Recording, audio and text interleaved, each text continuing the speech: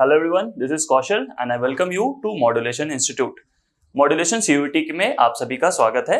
और जैसा कि आप देख पा रहे हो, आज का हमारा मेन पर्पस और जो क्रक्स रहेगा पूरे लेक्चर का वो रहने वाला है जनरल नॉलेज की ओवरव्यू। ठीक है, ओवरव्यू किस चीज की करेंगे? जनरल नॉलेज की। ऑलरेडी रजनीश सर ने आपको उसका पूरा का पूरा सिलेबस को फ्रैगमेंट करके इस चीज को समझाया हुआ है कि हमारे सेक्शन 3 के जनरल टेस्ट में एक सेक्शन आएगा जो कि हमारा होता है general knowledge and general ability की टेस्ट, राइट। सो वहां पे आप देखोगे मैं आपको करवा रहा हूँ जनरल नॉलेज की static part and at the same time current affairs. ठीक है, स्टैटिक पार्ट मींस जो मिसलेनियस होते हैं, दैट इज जो फिक्स्ड होते हैं, जो कि चेंज नहीं होते टाइम के साथ, करेक्ट। एंड उसी सेगमेंट में रजनीश सर आपको करवा रहे होंगे हिस्ट्री, पॉलिटी, ज्योग्राफी एंड उससे रिलेटेड और भी कुछ कोर सब्जेक्ट के पार्ट्स। क्लियर है? तो अभी हम लोग ये फर्स्ट लेक्चर देख रहे हैं जहां पे हम ओवरव्यू देखेंगे और हम देखेंगे किस तरह से इस पूरे के पूरे जर्नी को हम आगे करने वाले हैं। ठीक है, आप लोगों को थोड़ा मेरा जो गेटअप होगा थोड़ा अलग लग रहा होगा बिकॉज ऑफ कुछ फैमिली इश्यूज, कुछ फैमिली की चीजें थी जिसके वजह से थोड़ा आपको ऐसा देखने को मिल रहा है। ठीक है, तो चलो, जैसा कि हम लोग देख चुके हैं हमारी जो पढ़ने की टेक्निक होगी वो कैसी होगी?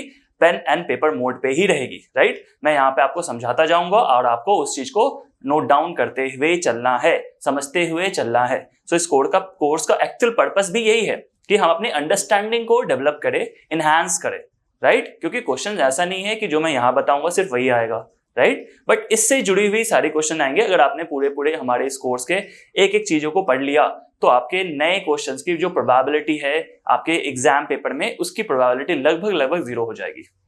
ठीक है, चलो, तो हमारा जो आज का टॉपिक है वो है जनरल नॉलेज की ओवरव्यू। सो फर्स्ट आप एक चीज समझ लो, जनरल नॉलेज में 2 पार्ट्स होंगे। ठीक है, मैं अब बात कर रहा हूं हिस्ट्री, पॉलिटी एंड ज्योग्राफी की। मैंने जिसके लिए बताया है कि वो रजनीश सर लेंगे। मैं जिसकी बात कर रहा हूं वो क्या है? Miscellaneous, that is static GK, है ना, स्टैटिक जीके, जहां पे मैं बताऊंगा अभी टॉपिक्स किस तरह के होने वाले हैं। ठीक है, जो बदलते नहीं है टाइम के साथ, वो फिक्स्ड है। इसलिए मैंने यहाँ पे एक वर्ड जोड़ा हुआ है, static GK means fixed part, right. ये फिक्स्ड रहते हैं, ये बदलते नहीं है। एग्जाम्पल मैं अगर कह दूं, इंडिया का फर्स्ट प्रेसिडेंट कौन थे? इंडिया के फर्स्ट प्रेसिडेंट कौन थे? तो राजेंद्र प्रसाद, डॉक्टर राजेंद्र प्रसाद कभी बदलने वाले नहीं है। वो एक बार बन चुके हैं प्रेसिडेंट अगर हमारे देश के, तो वो हमेशा रहेंगे। ठीक है, इसी तरह से पहले प्रधानमंत्री कौन थे? पंडित जवाहरलाल नेहरू। ठीक है, इसी तरह से फर्स्ट 200 किसने बनाया, राइट। इस तरह के कुछ सवाल हैं तो वो चेंज नहीं होने वाले, करेक्ट ना। चलो, तो ये क्या पार्ट है? स्टैटिक पार्ट है, यानी स्टैटिक जीके का पार्ट है। दैट इज स्टैटिक जीके में चीजें फिक्स्ड होंगी, वो टाइम के साथ चेंज नहीं होती, क्योंकि जो इतिहास में हो चुका है वो हो चुका है, राइट। किसी ने अगर इलेक्ट्रॉन की डिस्कवरी कर दी है तो उसका नाम ही हमें याद रखना पड़ेगा। किसी ने प्रोटॉन की अगर डिस्कवरी करी है, उनका नाम हमें याद रखना पड़ेगा। वो बार बार बदलेगा नहीं, उसमें आगे रिसर्च हो सकती है बट बदलाव नहीं आएंगे। इसी के आप देखोगे बिल्कुल ऑपोजिट क्या होती है? Current affairs. क्या होती है? Current affairs. करंट अफेयर्स में हम क्या देखते हैं? जो हमारे आसपास घट रही हुई चीजें हो रही होती है, घटना हो रही होती है, उसके बारे में हम पढ़ाई करते हैं। और ये जो घटित चीजें हैं वो क्या होती है? समय के साथ बदलता रहता है। जैसे आज मान लो आपके स्टेट में, आप कहीं से भी पढ़ रहे होंगे, वहां पे कोई अभी सीएम होंगे, राइट। हो सकता है कुछ समय के बाद वहां पे इलेक्शन हो और सीएम वहां के बदल जाए। ठीक है, तो ये बदलती हुई चीजें हैं। कुछ और आप देख सकते हो, जैसे मान लो आपके ही स्टेट में कुछ अचानक से कुछ ऐसा रेल परियोजना निकल जाए, या मान लो कहीं मेट्रो स्टार्ट हो गई जो नहीं हुई होगी, राइट। तो ये क्या है? करंट की चीजें हैं। जैसे अभी के समय में देखो, अभी के समय में जो सबसे इंपॉर्टेंट टॉपिक हमारे देश में क्या चल रहा था? G20 का मुद्दा चल रहा था। ये हमारे देश ने होस्ट किया है, उससे जुड़ी हुई कुछ घटनाएं, ये करंट अफेयर्स का पार्ट है। ठीक है, तो करंट अफेयर्स में मैं आपको एग्जाम से पहले लगभग 2 से 3 महीने पहले क्या करूंगा, धीरे धीरे वो वीडियोस आपको करवाना स्टार्ट कर दूंगा। क्योंकि अभी से बहुत ज्यादा हम अगर करंट की भी चीजें पढ़ भी लें, अभी जिस कॉन्टेक्स्ट में मैं बात कर रहा हूं, अभी मैं बात कर रहा हूं बहुत अर्ली फेज में, ठीक है, तो यहां से भी करंट अफेयर्स जो चीजें होंगी वो आपके भी काम के नहीं है, राइट। जब आप एग्जाम दोगे जून में 2024 में, वहां आप देखोगे पीछे के हमें मुश्किल से 1 साल का जो करंट अफेयर्स होगा वो हमारे लिए जरूरी होगा। वो मैं आपको बिल्कुल वीडियो के माध्यम से सब कुछ समझा दूंगा। क्लियर है ये बात है? तो ये डायनेमिक नेचर का होता है, यानी बदलती हुई रहती है। ठीक है, चलो, तो अभी पहले हम लोग किस पे फोकस करेंगे? स्टैटिक जीके पे, क्योंकि ये चीजें नहीं बदलती। इसे हम बहुत अच्छे से पक्का कर लेंगे ताकि हमारा जो 100% का अपना जो एक गोल है उस पे कहीं से कोई भी प्रॉब्लम ना आए। क्लियर है? चलो,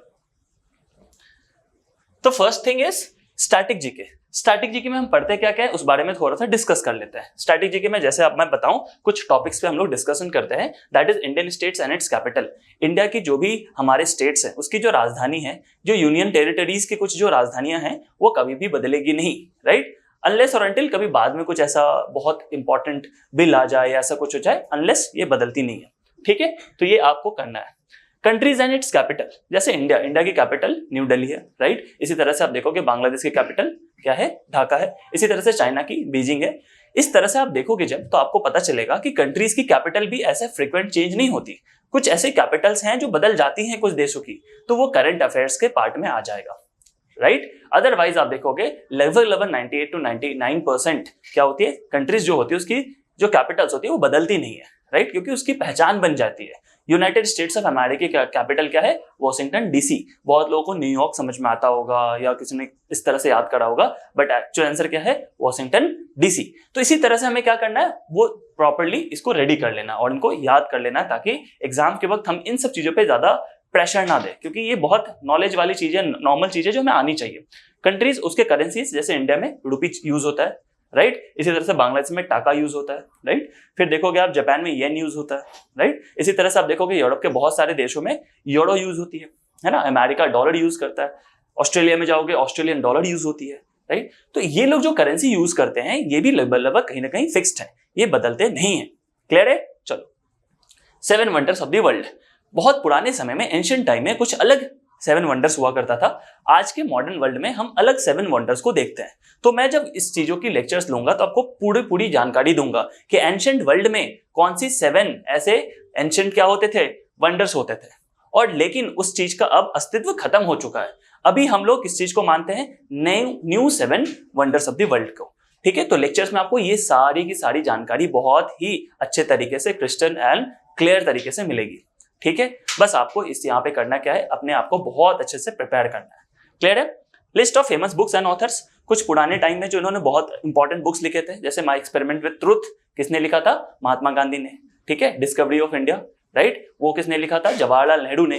तो ये सारी जो बुक है ना, बहुत ज्यादा हिस्टोरिकल इंपॉर्टेंस रखती है। ठीक है, इसी तरह से हम बहुत पुराने समय के कुछ बुक्स देखेंगे, राइट, जो कालिदास ने लिखा हो, ठीक है, जो बाण भट्ट ने लिखा हो, ऐसी भी बुक्स को हम देखेंगे। क्लियर है? यानी हिस्ट्री से लेकर अभी के टाइम तक हम क्या करेंगे, जो भी हमारे बुक्स एंड ऑथर्स हैं उनको एक साथ कनेक्ट करेंगे, ताकि हमारी जो नॉलेज है वो बिल्कुल सुप्रीम हो जाए। ठीक है, पेपर कैसा भी आए, हमें हर कुछ एकदम बिल्कुल एक A to Z आता रहे, वहां से हमारे मार्क्स नहीं कटने चाहिए। ठीक है, ये हमारा गोल रहेगा। बाकी स्टूडेंट से हमें क्या करना है, वहां पे एडवांटेज लेना है, तभी आपके परसेंटाइल बहुत इंप्रूव होंगे।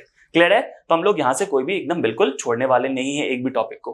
क्लियर है चीजें? Indian states and it's capital, countries and it's capital, countries and it's currencies, ठीक है, 7 wonders of the world, list of famous books and authors.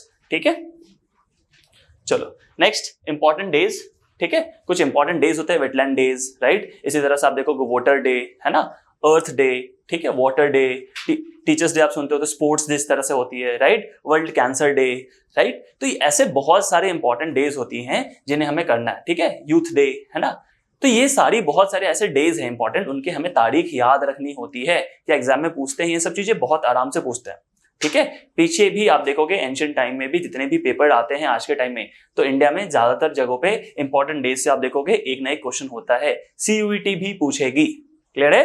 चलो, इन्वेंशन एंड डिस्कवरीज, जैसे मैंने आपको बताया था, प्रोटॉन किसने डिस्कवर करा, राइट, न्यूक्लियस किसने डिस्कवर कर दिया, ठीक है, इलेक्ट्रॉन किसने डिस्कवर करा।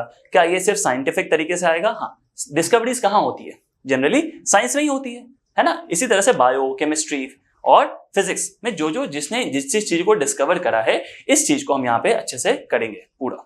क्लियर है? जितनी भी डिस्कवरीज होंगी, यानी फादर ऑफ, मान लो किसी चीज को बोला जाता है father of this, father of that, है ना, ये सारी चीजों को हम अच्छे से करेंगे। यहाँ पे आपको नोट्स तो इस तरीके का मिलेगा कि आप बिल्कुल ही परेशान नहीं होगे। आपको कहीं से और से कोई 10 बुक, 4 बुक, 5 बुक कुछ भी नहीं करना है। आप बस यहाँ पे जो नोट्स दिया जाएगा उसे अच्छे से अगर कर लोगे ना, तो हो सकता है आगे वाले फ्यूचर में भी आप बहुत सारे एग्जाम के लिए ऑलरेडी प्रिपेयर्ड हो जाओगे। Correct?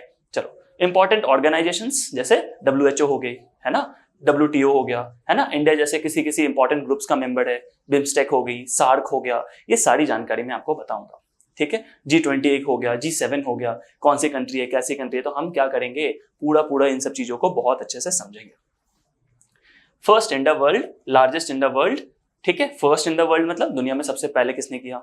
Largest in the world, जैसे मान लो हाईएस्ट पीक कौन सी है, जैसे माउंट एवरेस्ट है, राइट। सेकंड हाईएस्ट कौन सी है, K2 है। तो ये सारी जो चीजें हैं, लार्जेस्ट ओशन कौन सा है, राइट, जैसे पैसिफिक हो गया। ठीक है, फर्स्ट इन द वर्ल्ड, सबसे पहले स्पेस में कौन गए थे, यूरी गागारिन, राइट। इस तरह से बहुत सारी चीजें, फर्स्ट टाइम मून पे कौन गए, नील आर्मस्ट्रॉन्ग, है ना। ये बहुत सारी चीजें जो फर्स्ट जिस टाइम दुनिया में किसी ने किया हो। इसी तरह से दुनिया में जो सबसे लार्जेस्ट या सबसे बड़ी चीजें जो होंगी उनका भी हम अलग अलग से लेक्चर्स लाएंगे, उसकी पीडीएफ आपके पास अवेलेबल होगा।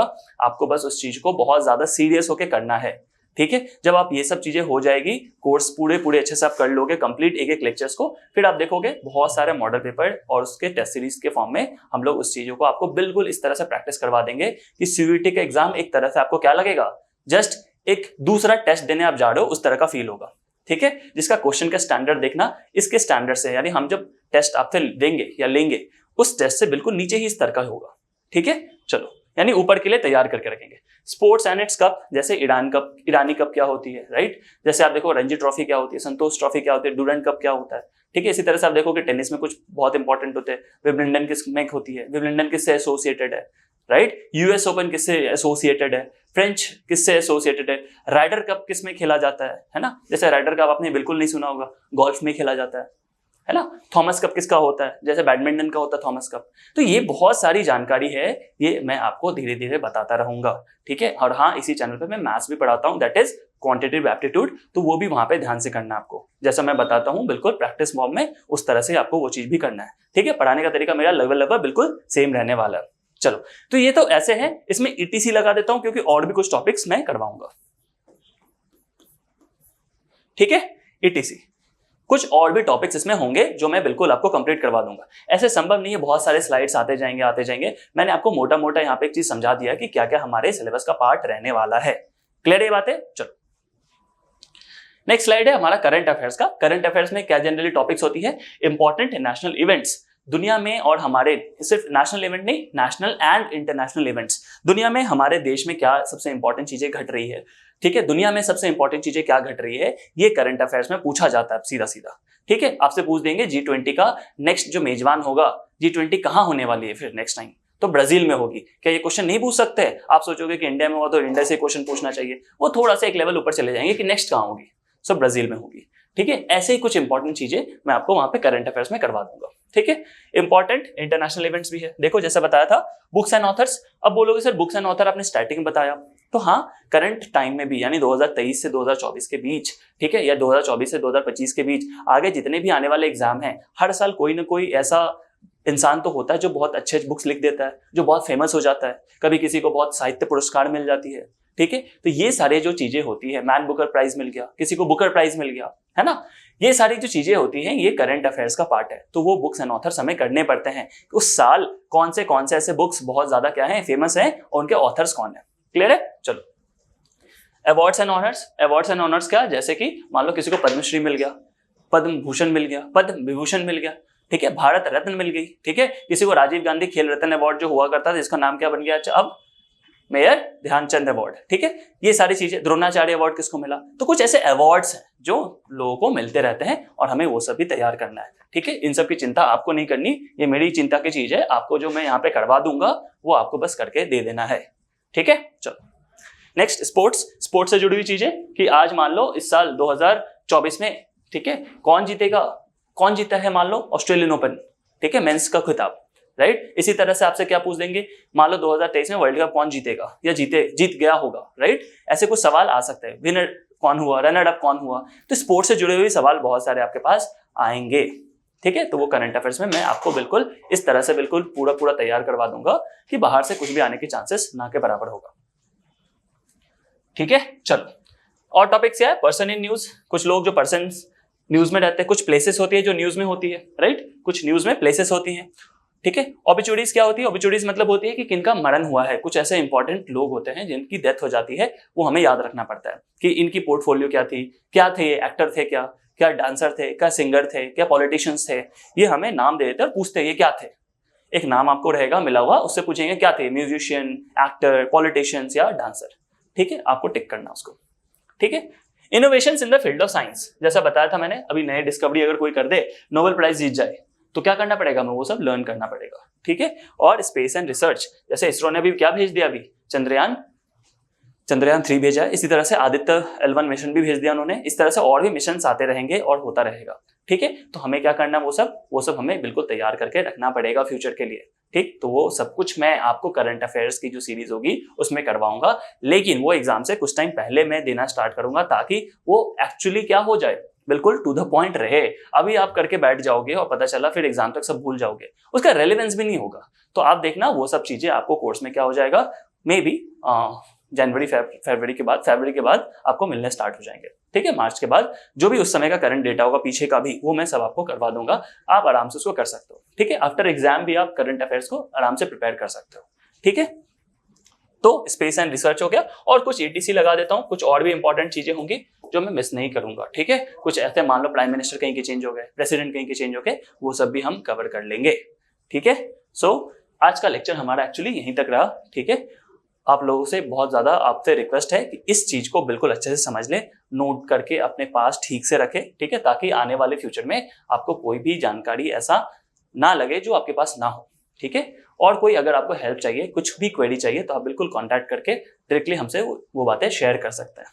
ठीक है, तो थैंक्स अ लॉट। होपफुली आपको ये वीडियो बहुत अच्छा लगा होगा। Stay healthy, stay blessed.